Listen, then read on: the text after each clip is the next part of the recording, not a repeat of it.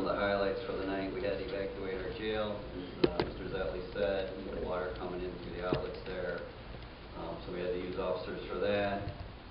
There was an event up at Falls High when the first tornado warning came in. We had an off-duty officer up there, stood by with them to make sure that everybody was safe. Woodridge had a track meet going on. Superintendent Davis had contacted me. We had the district car go out and check on them in their shelter, make sure they were okay. Cuyahoga Falls Avenue, we had to rescue a woman stranded in a flooded out car. Washington and Northland, same thing. Occupied car was stuck in the water, we had to rescue. Sackett and State, there was a man clinging to a car in the water, had to be rescued. We had to block numerous streets until the street department could get by with barricades to try to keep people from going in.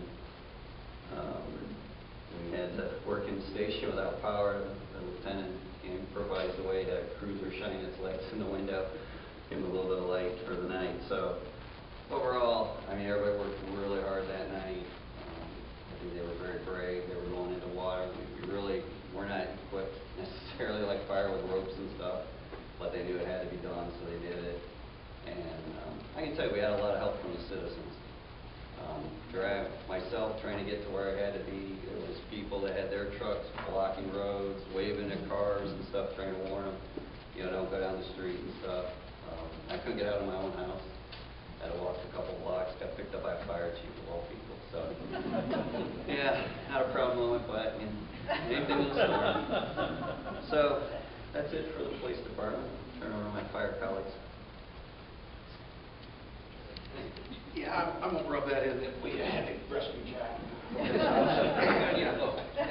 I won't say anything about the basketball game, Jack. Seriously, I'd like to thank my staff. They did an outstanding job. I'll tell you about some of the rescues they went on. I'll tell you some of the individual things that they did. They did so many of it, they didn't even take time to get the people's names or anything like that. They were just outstanding and truly made me proud of our department, and I'm sure you are too. What occurred when the storm first started, we had a general recall, and we were bringing people in immediately, those that could get in. Myself and Chief Jackson did come into Station 5 after getting a couple things handled. And Chief Jackson, I had him talk about dispatch because he was our liaison to dispatch. In what occurred in a disaster, which truly was a disaster, is that we opened up an emergency operations center. And in the emergency operations center at Station 5, we had most of the cabinet was there with us at that station. And we were monitoring what was going on in the city. We knew the rescues that were occurring. We knew where people were. We were in contact with Summit County EMA, and all in all, what we found was that starting about 8:30 at night till into the next day, we went on 74 different types of calls that required things. We were at the city building. We were on a lot of different streets. You heard what occurred on, or you saw on the paper, what occurred up on Dwight with Mr. Hammond. And our crews got there. They had a little bit of tough time getting there because when they parked the engine, it was in a lake. And when they stepped out of the lake, they had to swim with their tools to get down the street. And then they could actually stand up and they made their way over to the house where the neighbors were working on the hole to get the person out.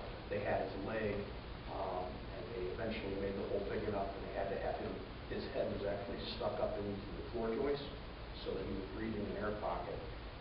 His wife had already been rescued. They actually had to convince him to put his head back down under the water to come under the floor joist, and they got him out.